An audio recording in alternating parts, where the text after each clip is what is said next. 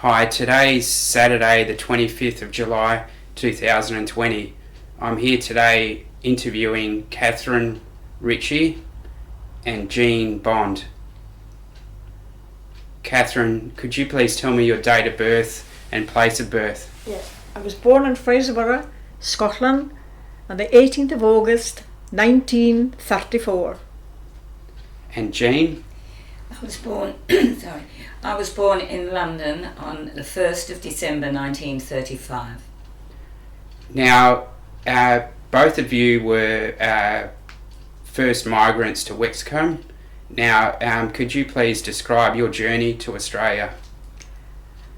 I left Tilbury with my family on the 24th of January, and we went on board on the 25th on the SS Chitral. And we just travelled on that boat. It was interesting, and arrived in Australia on the 24th of February 1952. Did you have any other members of your family with you? Yes, I had 3 brothers with me, Brian, Ian and Alan. Alan was only 3 and a bit, and Ian was 6. Okay. And Brian was 14. 14. And your parents? My parents came as well, Oh, yes. yeah, okay. Yes. And what about you, Jean? We left from the south of England, and we sailed on the MV Cheshire and arrived in Australia on the 1st of April 1951. At Fremantle, of course, was a lovely place in those days. Now, when you arrived in Australia, what was where did you obviously came to Fremantle first, as it was a ship.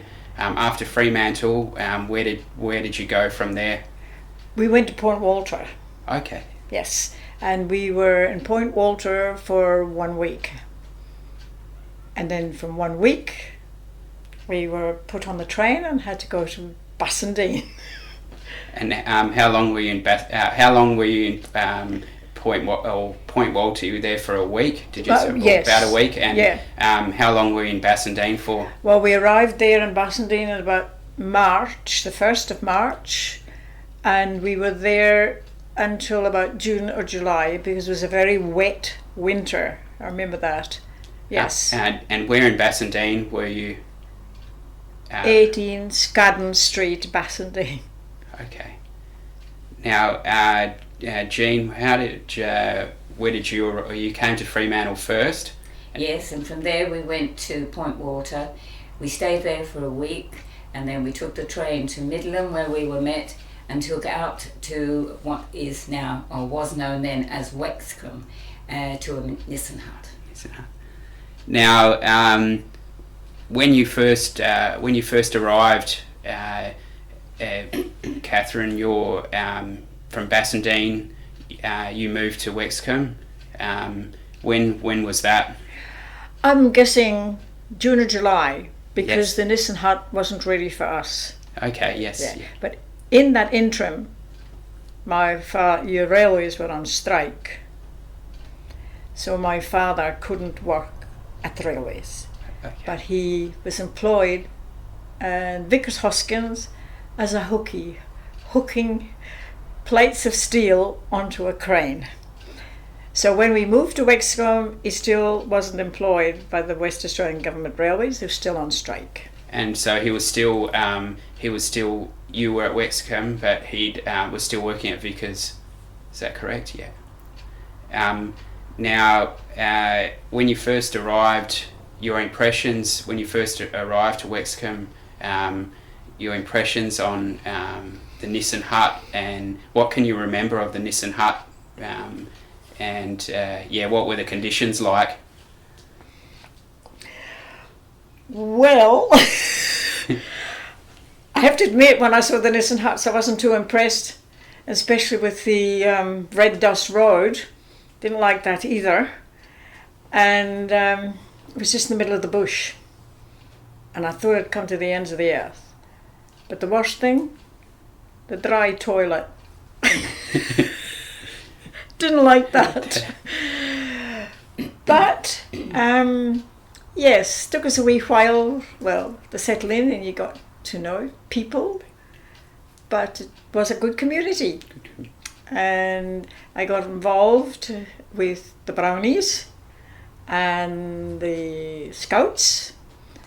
We did Scottish country dancing. And yes, and it was really a good community. Good. A lot of funny stories. I don't know if you want any of the funny stories. And Jean, what was your impressions and of when you arrived, and of obviously the different way of living in a Nissan hut? Well, I must admit that our first impressions when we came out of the railway station weren't going to make us feel terribly welcome. However, we hopped on a car and we were taken to Wexcombe, and there we had all the Nissan huts, which to us were most unexpected, but quite nice inside, we found. And my mother, the homemaker, made a very nice home out of it. It was just my mum, dad and myself. But we didn't have our own transport. We had to rely on one bus in, one bus out every day. If we wanted to go, shopping or anything, well, it was a good, probably 25-minute drive to get into Midland. However, we did survive, and we had a good time overall, I think. Now, would both of you agree that Wexcombe, at the time, it was very isolated? Yes, because, as I said, the women were left on their own. So there was a lot of them used to gather together and, of course, complain about the flies and the dust and the mozzies and all the rest of it. It was just a different way of life. And I have to admit, my mum was she kept to herself, because you can't get in amongst a lot if there's a lot of home sickness, because it makes you feel the same. Yes. This was the home in Wexcombe, and we knew that was what we had to be. And we purchased bikes, the only form of transport, because I worked in Perth, so I had to cycle to Midland, travel from Midland Junction to go to Perth. And you did that on the you travelled from Midland Junction to Perth on the train? Yeah. Yes, I did. To work. And Jean, was it? So it was it was isolated, and yes, definitely isolated, simply because, as has been said, there was no transport in and out except for that one a day. However, we also got bikes in our family so we could get around. But I found that one of my jobs, once every 2 weeks, finished at 9 o'clock at night, and I had to cycle home in the dark. There were no street lamps on 2J Road in those days, and cycle all the way home down to Wexcombe. My father did help me, and he would come to meet me, and he would flash his light on the bike so that I knew it was him.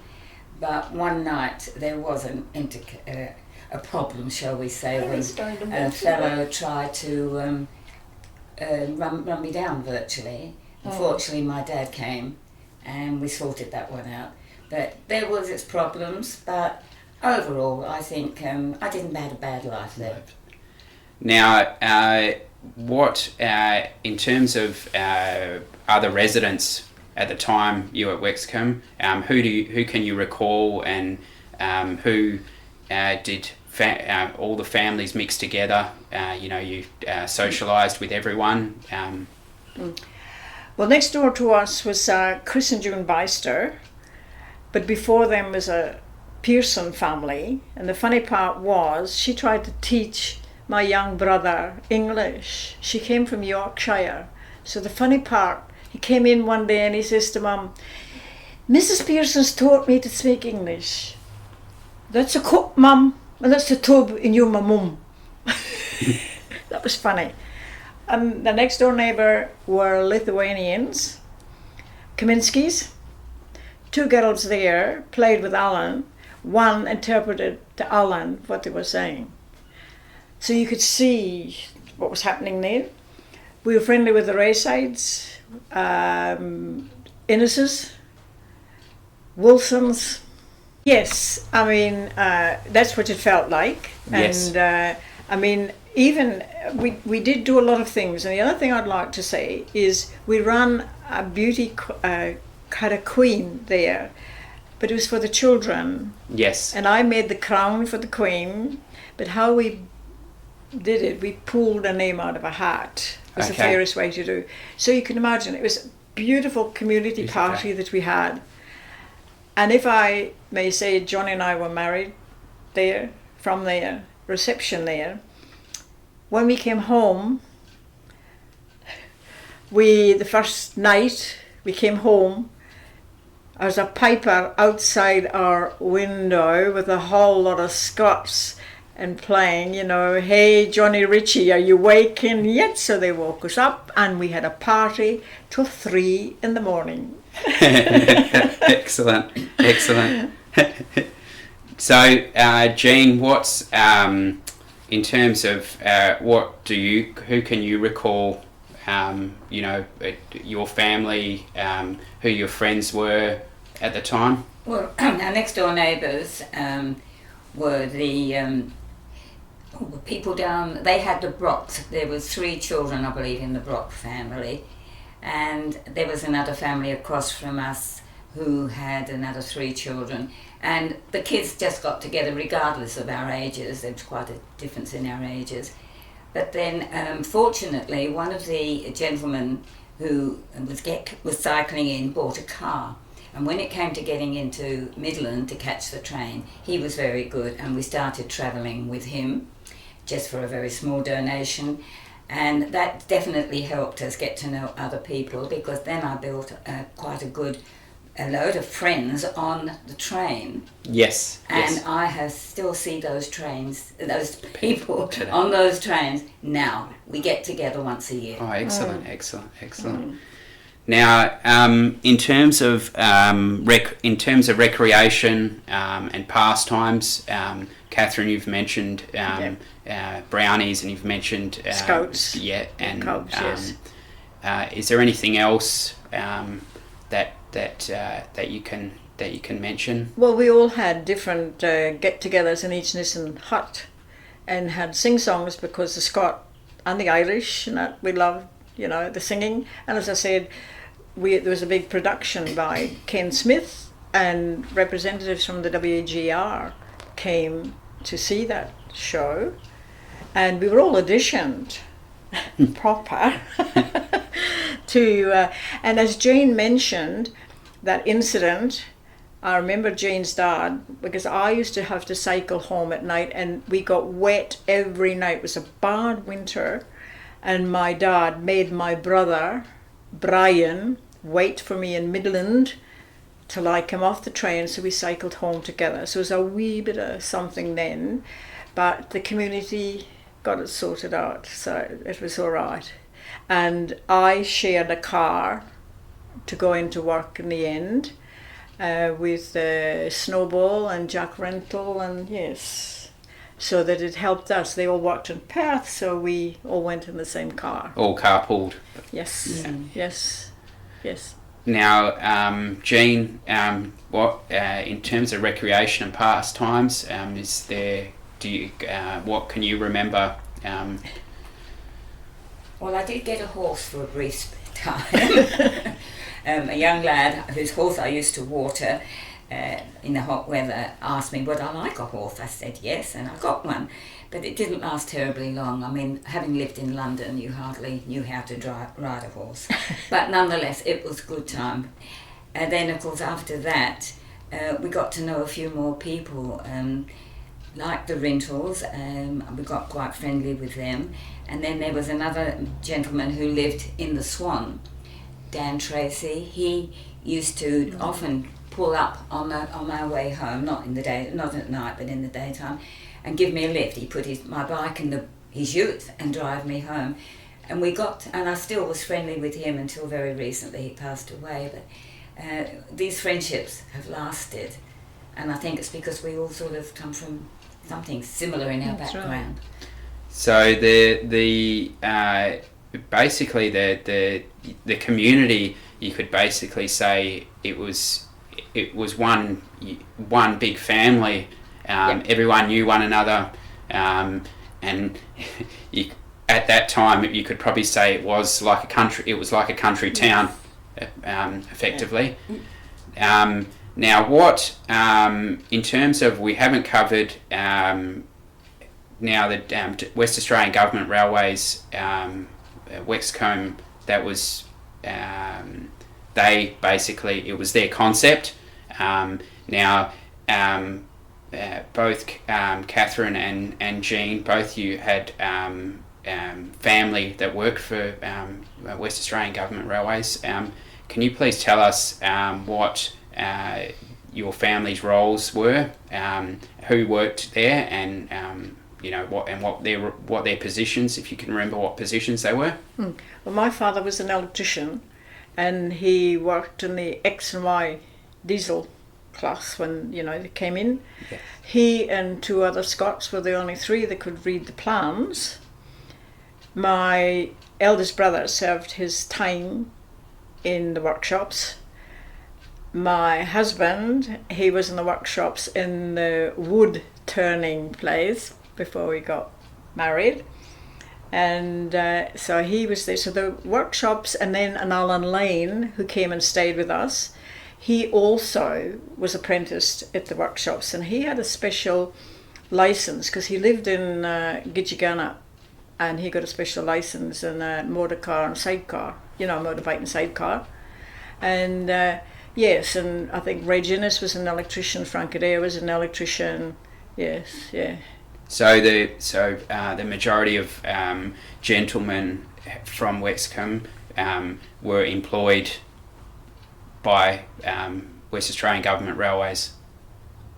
And I think they all had to be tradesmen. Trades, yes. I think that was I think they were all tradesmen. Yeah.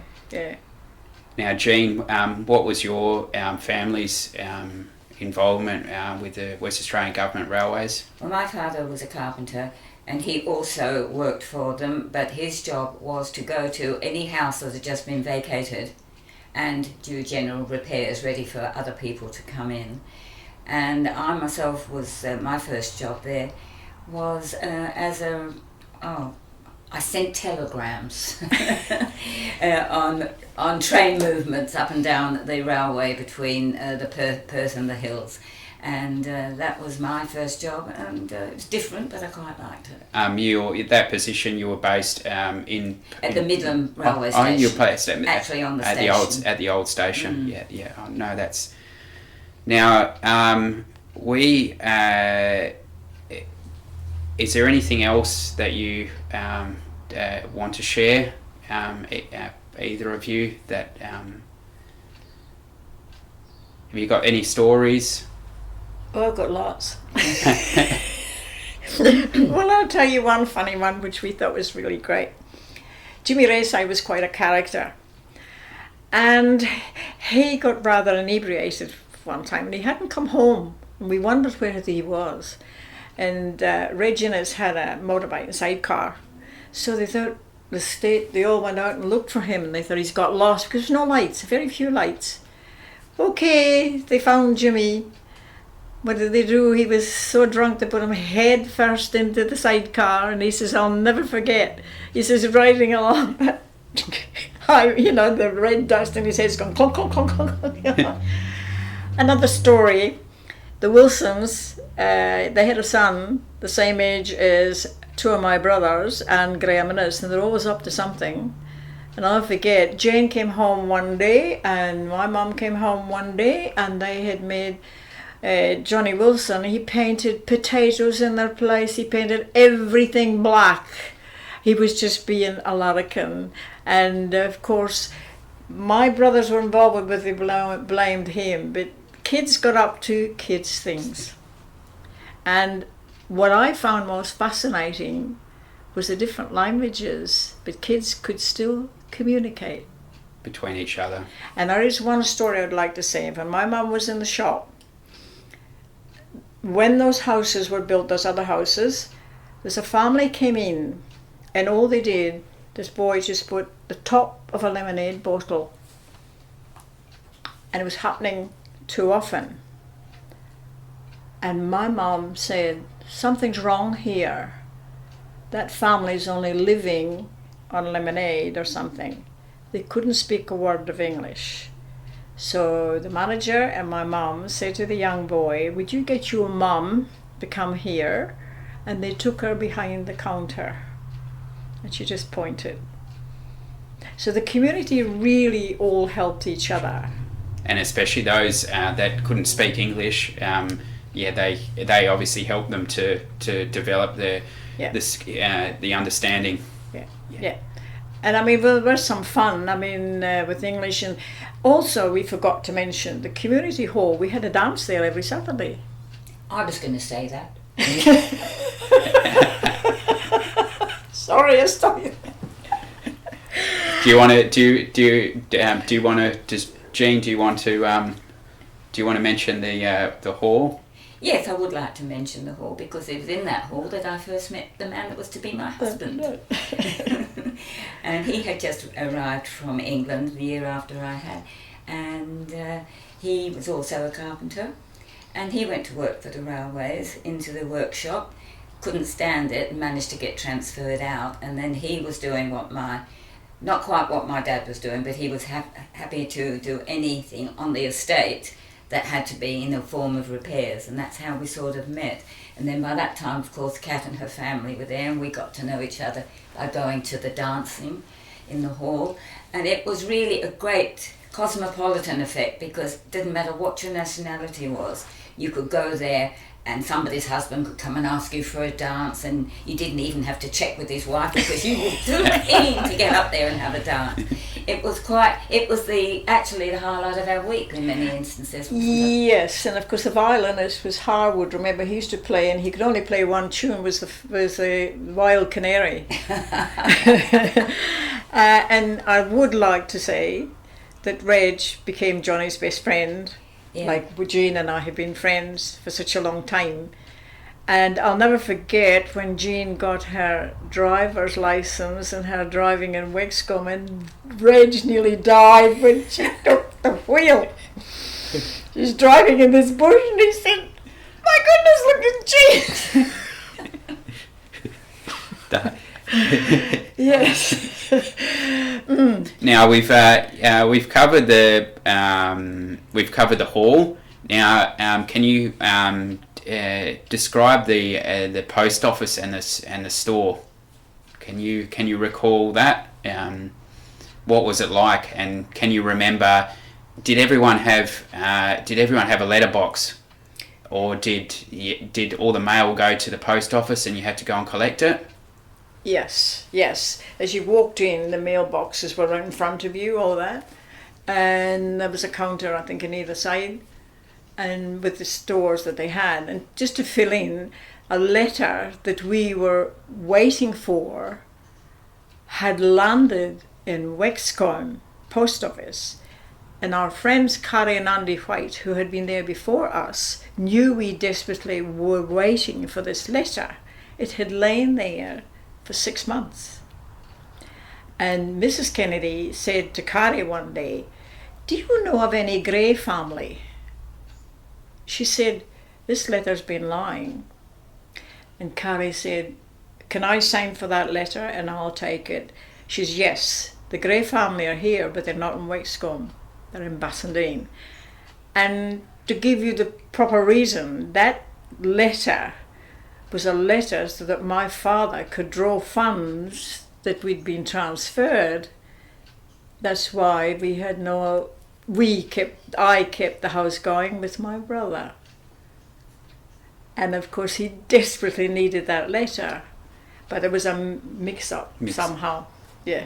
And the store, Jean, can you remember what did the store sell? In today's if you're looking at a store today, was it like a deli? Could you say it was like a...